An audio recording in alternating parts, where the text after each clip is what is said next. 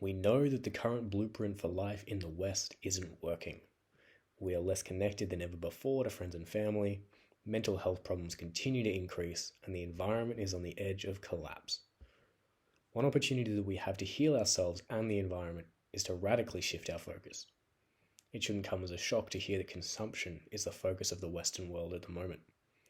A large part of our self-identity comes from wearing the right brands and buying the newest and shiniest thing. A solution being discussed more and more is to replace this superficial focus with the importance of spending time with family and friends and reconnecting with the natural world. Masanobu Fukuoka was a pioneer of this shift of mind. He was a farmer and philosopher. He lived between 1913 and 2008, and he dedicated his life to revegetating desert land with his natural, do-nothing farming approach. In this video, I'll give you a couple of the best quotes from his book and what they reveal for how to live a fulfilling, meaningful life. The Green Idea series by Penguin Books pays homage to Masanobu's vision with this short book, The Dragonfly Will Be the Messiah. The Dragonfly Will Be the Messiah is the 17th book in the Penguin Green Ideas series.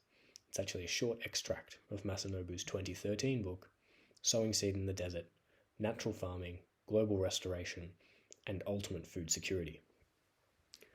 I'll put a link to the Green Idea series below. It's a great way to get easy access to some of the greatest minds and pieces of work in the environmental movement. I'll go into Masanobu's life work in more detail in a later video, but for now, let me share two pieces of his work that are most important. At one point, Masanobu poses the question, why are human beings not satisfied, as are the birds, with what they can glean? Why do they earn their sustenance by the sweat of their brows and suffer so? This is a big question that ties into human nature and where we find satisfaction. It speaks to where we find meaning as human beings and why, when we work so hard, we still don't feel fulfilled. Masanobu further notes that economies that aim at production and consumption of unnecessary products are themselves meaningless. He's highlighting that our focus on continuous growth and consumption is a losing strategy for a meaningful life. We know that constant growth on a planet with finite resources is a recipe for environmental disaster, but it's important to recognize that the meaningless nature of our work is also causing us to suffer personally. Masanobu talks about the need to return to a natural way of life, focused on human and environmental connection, instead of more money and stuff. I believe there's a limit to our ability to know nature with human knowledge.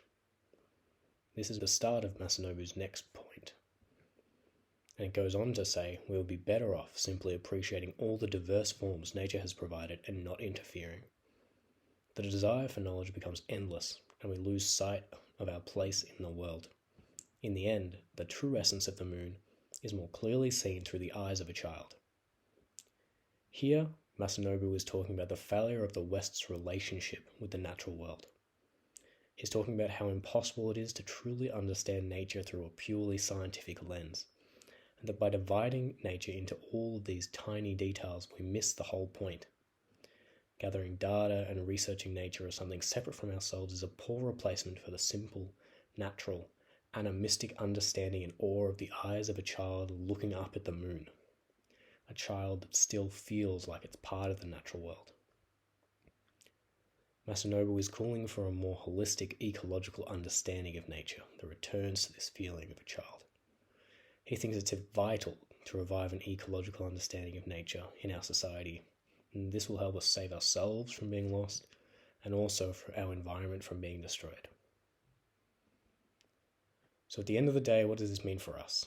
What should we take away from this to live a healthier, happier, more fulfilled life? The key things I was reminded of from these two quotes was that our goal in life and how we frame our personal mission is important, and that working less and spending more time with family and friends is vital for a fulfilled life. The second was that stopping to spend time in nature and trying to intentionally cultivate awe of the natural world is important.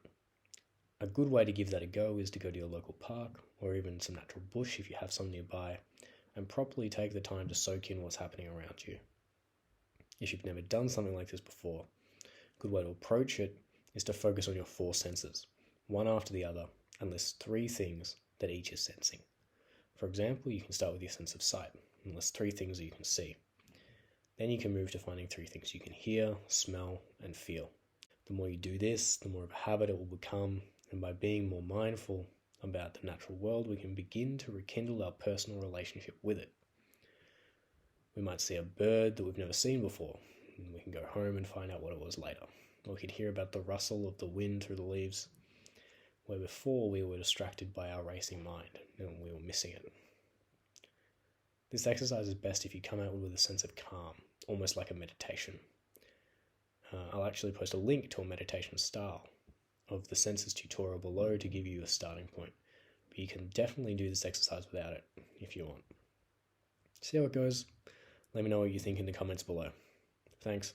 See you next time.